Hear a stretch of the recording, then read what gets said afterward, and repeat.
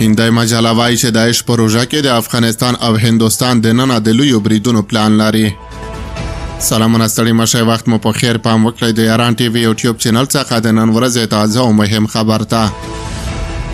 هندۍ مجلې اورګنایزر د کب دویمه په خپلو استخباراتي ارزونو کې خبرداری ورکړی چې د پاکستان له ملاتړ څخه برخمن داعش ډله به په راتلونکي روژه میاشت کې به په افغانستان او هندوستان کې د لویو بریدونو پلانونه ولري.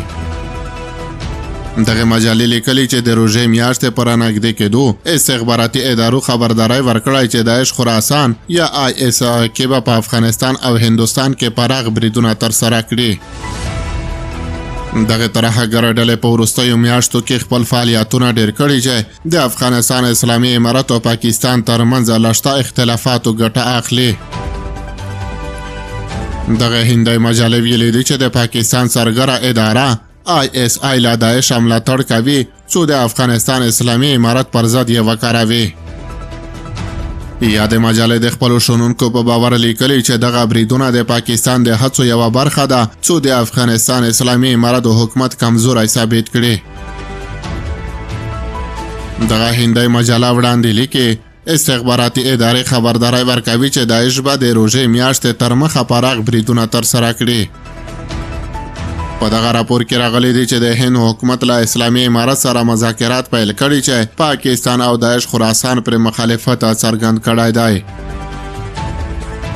خو هندوستان ویلي دی چې دا خبرې به دوام وکړي او غواړي چې د افغانستان په بیا رغونه کې ونډه واخلي.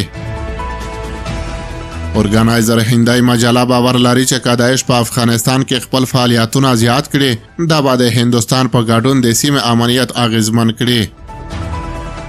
داعش خراسان په خوا هم ویلي و چې هندوستان یې د بریدونو اصلي هدف دی. ملګرو ملتونو هم ویلي و چې داعش د هند لپاره لوی امنیتي ګواښ دی او دغه هیواد باید کلک امنیتي تدابیر ونیسي. خو راپورونه ښایي چې داعش تر اوسه پورې په هند کې خپل هدفونه نه دي ترلاسه کړي. د هند حکومت د صفر زغم پالیسۍ غوره کړې چې په پایله کې د مجاهدین هند په نوم ډله له منځه تللې او جبهه محبوب هند PFI باندې سخت بندیزونه لګېدلي دي.